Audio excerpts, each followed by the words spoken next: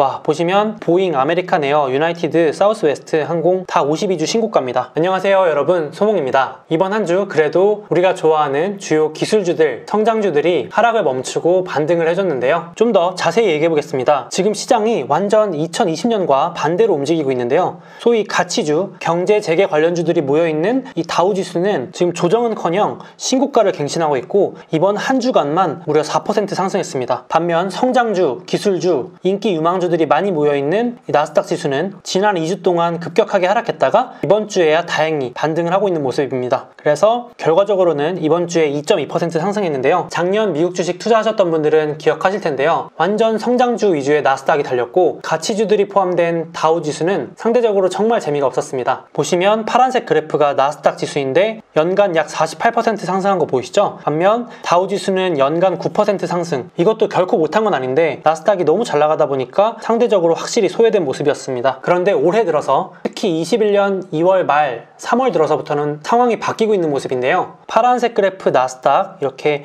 쭉 빠졌다가 다행히 반등한 모습 보이시죠? 그 사이에 오히려 다우지수는 상승 격차를 더 벌리고 있는 모습입니다. 무려 연초에 7.5% 상승 중이고요. 그래도 다행히도 나스닥 지수는 고점 대비 약 12% 하락했다가 다행히 상승해서 연초 대비 플러스로 전환했습니다. 지금 벌어지고 있는 이 현상이 흔하지 않은 일이라고 하는데요. 무슨 말이냐면 대표적인 미국의 지수 중 하나인 나스닥은 떨어지는 동안 다우는 오르면서 무려 1993년 이래로 최대 격차가 벌어졌다고 합니다. 이렇게 완전히 차이나게 벌어진 적이 거의 없었다는 거죠. 대표적으로 2020년 코로나 때문에 피해를 봤던 디즈니와 반대로 어떻게 보면 코로나 수혜를 봤던 넷플릭스를 비교해봐도 마찬가지인데요. 디즈니를 포함한 소위 리오프닝주들은 지금 신고가 혹은 신고가에 바짝 붙어서 달리는 모습이고 넷플릭스를 포함한 언택은 최소 횡보하거나 지금 하락세를 면치 못하고 있는 모습입니다. 또 대표적으로 신재생에너지, 전기차의 대표주자인 테슬라는 고점 대비 거의 30% 넘게 하락했다가 이번 주 반등하고 있는 모습이고 그 사이에 올드 자동차, 재미없는 주식이라고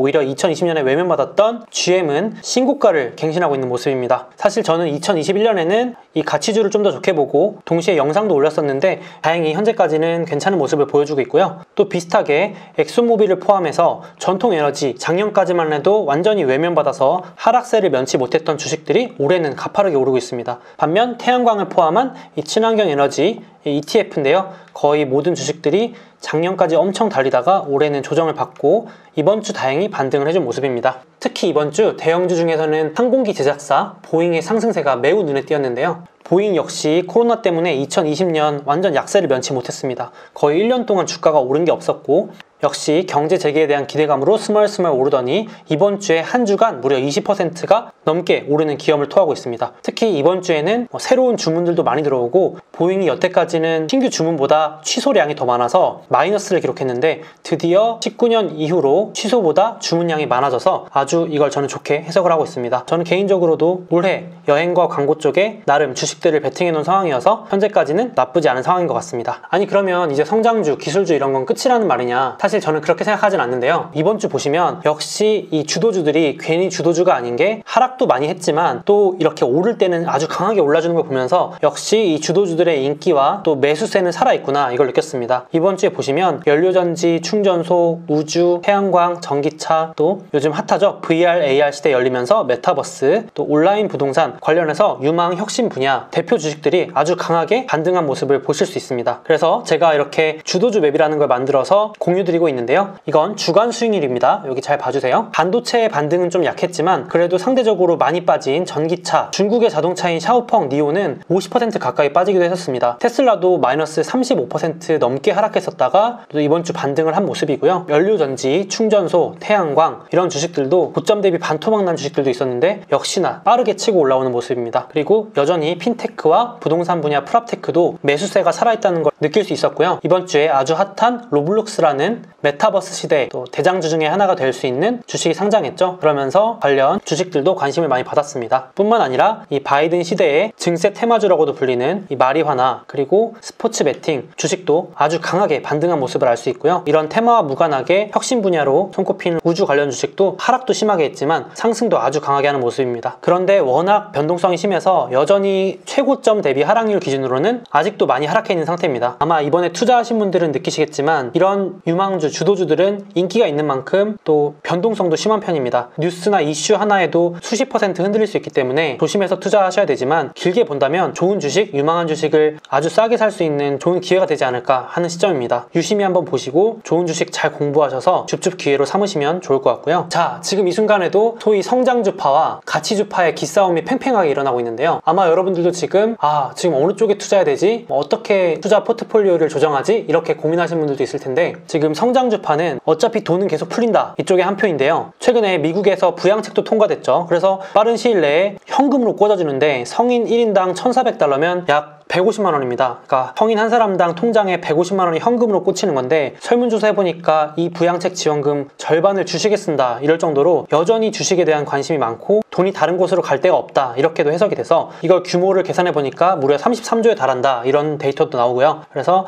이렇게 우리나라의 개미들뿐만 아니라 미국의 개미들도 여전히 주식에 관심 많으니까 이런 밀레니얼, MZ세대, 젊은 세대들이 고리타분한 주식에는 안 넣을 거다, 성장주에 들어올 거다 이렇게 해석을 하는 분들도 많고요. 또 3월 16일, 17일 중요한 행사를 앞두고 있죠. 전 세계 돈 풀기를 결정한다고 봐도 과언이 아닌 파월 연준 의장이 또 이 회의에 나와서 돈 풀기 신호를 주지 않겠냐, 그러면 또 기술주, 성장주가 치고 올라가지 않겠냐 이런 기대도 하고 있는 모습이고요. 반대로 가치주파의 입장은 좀 다르죠. 아니다, 지금 물가 오르는 거 봐라, 우리 월급 빼고 다 오른다, 그 어려운 말로 인플레이션이다 이렇게 말하는 거잖아요. 지금 진짜 월급, 소위 노동의 가치가 바닥에 떨어질 정도로 안 오르는 게 없는 시대, 이런 시대에서는 역시 물가 상승의 수혜를 받는 가치주다 이렇게 주장하시는 가치파와 팽팽한 기싸움을 하고 있는 상황입니다. 그럼 어떻게 하면 좋을까요? 굳이 이것 때문에 스트레스 받지 않고 그냥 잘 모르겠으면 둘 다 사면 되지 않을까요? 그래서 적절히 비중만 조절해주면 좋을 것 같습니다. 저 같은 경우는 전체 투자금 중에 약 40%는 가치주로 깔아놓고요. 이번에 유망주들이 생각보다 많이 빠진 주식들도 많잖아요. 그런 주식들 중에서 좋은 주식 혹은 째려보고 있던 주식들을 싸게 줍줍해서 어차피 길게 볼 거니까 약 60%까지 채우려고 계획하고 있습니다. 그래서 성장주 줍줍, 가치주 보유 전략 6대4라고 적어놨는데 이번 주에도 역시 리오프닝, 소위 경제재개 관련 주식들은 강했습니다. 대표적으로 원자재 가격 오르니까 철강 주식, 한국도 포스코 많이 오르더라고요. 그리고 인플레이션 관련 원자재를 움직이는 해운주 이런 것들도 급등하던데 역시 미국도 마찬가지고 우리 이제 여행 갈 수 있다는 기대감에 항공, 여행 이런 것들 오르고 사람들이 많이 모이는 쇼핑몰, 우리 사람들 만나려면 신발도 하나씩 사야 되잖아요. 그러니까 나이키도 한 주에만 5% 이렇게 오른 걸 알 수 있습니다. 그래서 역시나 리오프닝 맵이라는 걸 만들어서 주기적으로 공유드리고 있는데 역시 주간 수익률 보시겠습니다. 여행 관련해서는 보잉이 이번 주 완전 발군이었는데요. 한 주에만 무려 20% 올랐습니다. 그리고 제가 단기적으로 투자하려고 들고 있는 아메리칸 에어도 많이 올라졌네요. 그리고 배당주이기도 하면서 코로나 때문에 피해를 많이 받았던 임대료 받는 리츠 관련 주식들도 한 주에 꽤 올랐고 여행과 관련된 숙소 관련주들, 특히 제가 좋아하는 에어비앤비는 이번에 하락을 많이 하면 더 살려고 그랬는데 하락도 많이 하지 않고 회복도 금세 해버리더라고요. 그리고 인플레이션, 어려운 말로 인플레이션이지만 철강 가격 상승, 그리고 이런 것들은 농산물, 곡물 가격 상승하면 수혜를 받는 관련 대표 주식들인데 역시 강하게 올랐습니다. 나이키를 포함한 소비 관련 주식들, 또 테마파크 관련된 디즈니, 우리가 여행 가고 놀러 갈 때 기름 많이 쓸 테니까 엑소모빌, 그리고 리오프닝 맵에 신규로 추가해 놓은 게 이제 본격적으로 다시 리오프닝이 되면서 다양한 스포츠 경기나 올림픽 외부 행사들이 개최되면 자연스럽게 기존 케이블사들의 광고도 늘어나겠죠. 그래서 여기 추가해 놨습니다.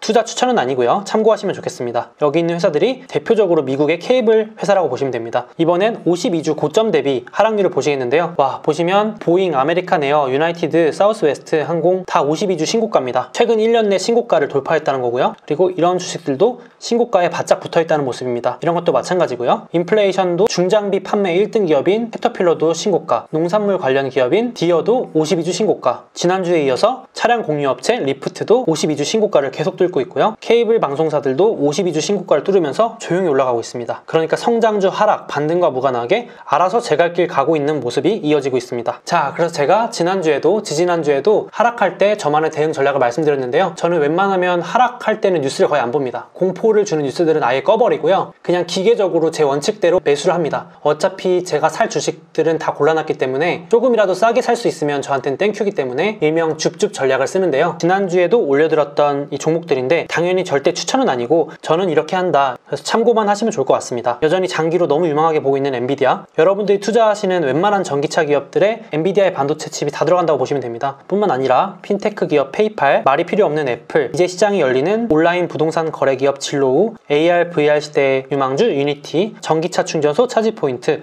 이런 주식들이 이번에 제 기준에 맞게 하락해준 덕분에 1차 줍줍을 완료할 수 있었는데요. 예를 들면 이런 겁니다. 엔비디아나 페이팔 같은 경우는 성장성이 비교적 높기 때문에 고점 대비 한 20%에서 25% 하락하면 땡큐거든요. 그래서 제가 나름 고점 대비 25% 하락했을 때 기준을 잡아놓고 매수를 걸어놨고, 페이팔도 고점 대비 27% 하락했었더라고요. 그래서 25% 하락할 때 1차 매수에 들어갔습니다. 물론 추가로 이렇게 더 하락할지는 제가 예측할 수는 없지만 그러면 또 2차 매수를 할 수 있게 준비를 해둬야겠죠. 그리고 이런 진로우나 차지포인트, 유니티 이런 기업들은 당연히 중소형주기 때문에 훨씬 더 변동성이 큽니다. 보시는 것처럼 고점 대비 40% 하락은 기본이고요. 이 충전소 기업은 잘 나가다가 고점 대비 60%도 하락했습니다. 그러니까 훨씬 더 변동성이 큰 걸 염두에 두고 매수 기준을 잡아야겠죠. 그래서 이런 기업들은 뭐 차트를 참고하시는 분이 있다면 저 같은 경우도 주요 지지선 고점 대비 30% 이상 하락하고 주요 지지선에서 1차 매수를 했고요. 차지포인트도 30% 이상 하락했을 때부터 째려보다가 워낙 빨리 하락하더라고요. 그래서 운 좋게 주요 지지점에서 1차 매수를 할 수 있었습니다.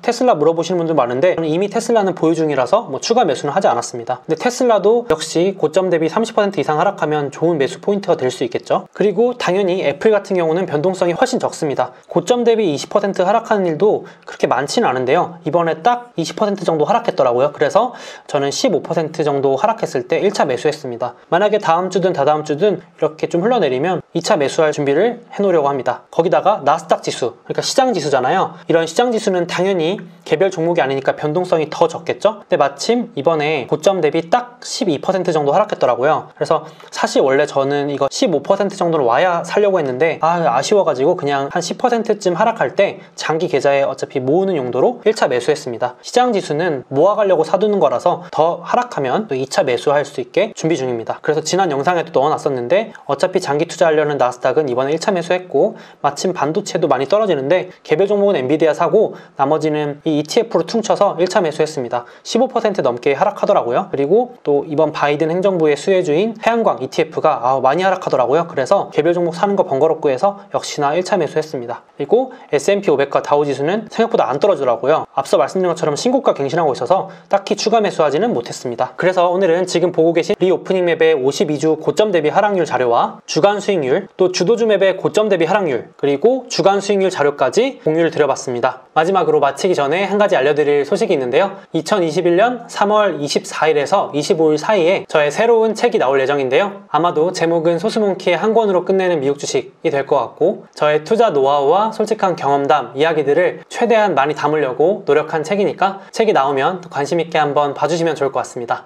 책이 나오게 되면 별도 홍보 영상을 올릴 건데 그때도 이왕이면 기분 좋게 너그러운 마음으로 한번 봐주셨으면 좋겠습니다. 그럼 오늘 영상은 여기까지고요. 다음 영상에서 또 뵙겠습니다. 몽바!